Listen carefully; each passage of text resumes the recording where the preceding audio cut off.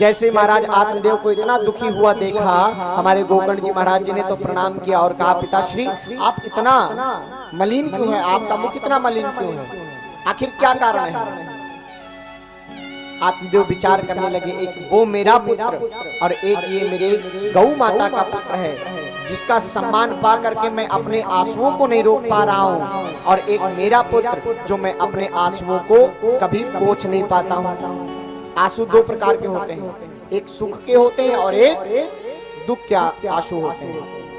सुख के आंसू जो होते हैं उनका स्वाद कभी आप लेंगे तो मीठे आंसू होते हैं, और दुख के जो आंसू होते हैं वो महाराज नमकीन यानी कि नमक जैसे होते हैं। हम लोग जब रोते हैं दुख में तो हमारे मुख से जब ये बह करके यहाँ जाता है तो हमें नमक सा लगता है कि नहीं लगता है। भाई सब रोए होंगे, ये सब प्रैक्टिकल है, करके देखो, रोना पड़ेगा और क्या। क्यों? सब सुख है, सुख है। सुख भी मुझे प्यारे हैं, सुख और दुख ये दोनों भाई हैं। जिसके जीवन में दोनों नहीं होंगे तो जीवन में आनंद नहीं आएगा। क्यों? सुख में हम भगवान को याद नहीं करते और दुख में हम भगवान को कभी भी भुला नहीं पाते हैं। दुख में डेली याद आते हैं, हे भगवान ये दुख दूर कर दो। भगवान कहते हैं यार हमारी जो फॉलोअर्स है वो बढ़ रहे हैं, इस समय जो ये समय चल रहा है दुख का, ये बनाए रहो तो फॉलोअर्स बढ़ते रहेंगे। भाई हम लोग चाहते हैं हमारे फॉलोअर्स बढ़े, तो भगवान नहीं चाहते हैं। आजकल क्या है, कुछ भी दे दो फॉलोअर्स बढ़ते रहेंगे, तो कुछ भी हम लोगों को सुनने को मिल रहा है। तो भगवान भी विचार करते हैं कि दुख दे रहे हैं तो फॉलोअर्स बढ़ रहे हैं, तो इसीलिए इनको दुख दो।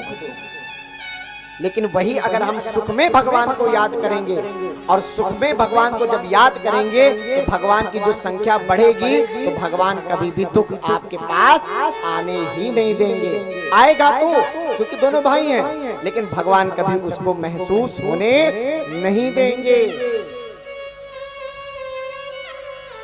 दुख में सुमिरन सब करें, सुख में करे न कोई, जो सुख में सुमिरन करे तो दुख काहे को हो, तो दुख काहे को हो। आएंगे तो दोनों, सुख भी आएगा दुख भी आएगा। कोई भी इस पांडाल में कोई भी ऐसा व्यक्ति नहीं बैठा जिसके पास कोई दुख ना हो, लेकिन क्षमता भगवान दे देते हैं उसको सहन करने की, कि दुख भी तुम्हें प्यारा है ही है ही।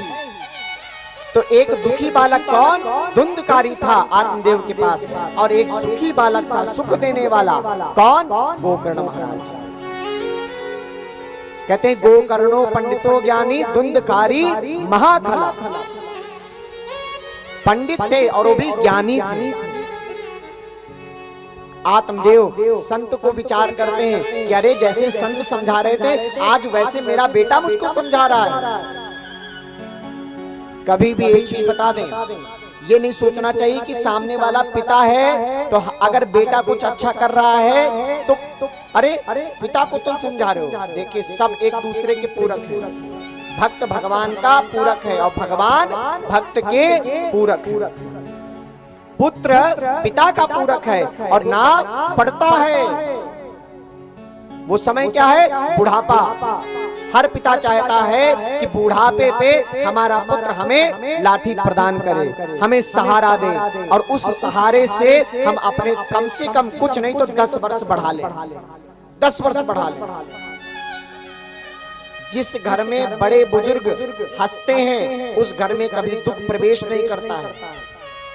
कहते हैं घर में 2 चीजें होनी चाहिए, बच्चे हमेशा रोते रहने चाहिए बच्चे, और बड़े बुजुर्ग हमेशा हंसते रहने चाहिए। उसी से समझ में आ जाना चाहिए कि इस घर में साक्षात भगवान विराजमान है जी, तो कैसा आनंद। और हमारे बड़े बुजुर्ग अगर हंसे नहीं तो कैसा आनंद।